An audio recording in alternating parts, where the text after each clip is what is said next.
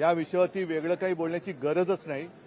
कोणीही जरी असला आणि त्यांनी जर का आमच्या छत्रपती शिवाजी महाराज, छत्रपती संभाजी महाराज आणि जी आमची महाराष्ट्राची दैवत आहेत त्यांच्याबद्दल अपशब्द काढले तर तो कोणी असला तरी त्याचा मुलाहिजा न ठेवता त्याला चांगली अद्दल घडेल अशी शिक्षा झालीच पाहिजे, ही सगळ्यांची मागणीच आहे.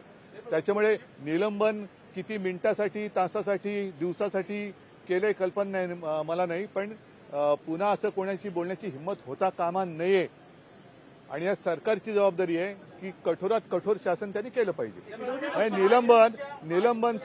निलंबन तर कायमचं केलं पाहिजे असं माझं मत आहे.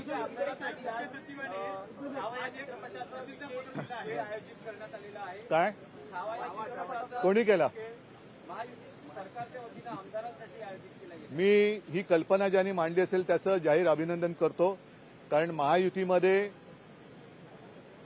केवळ संभाजी महाराजांबद्दलचा छावा चित्रपट आज दाखवत आहे, पण शिवाजी महाराजांचा पण चित्रपट दाखवला पाहिजे. जे खास करून सुरतेला पळून गेले, त्यांना स्वराज्यासाठी सुरत लुटणारा आपला राजा कसा होता त्याचं शौर्य हेही समजलं पाहिजे. ज्यांनी स्वराज्यासाठी धर्म न सोडता मेलो तरी 72 हे नुसतं बोलून नाही तर दुर्दैवाने त्यांचे भोगावं लागलं, त्या संभाजीराजांचा पिक्चर या गद्दारांना दाखवलाच पाहिजे.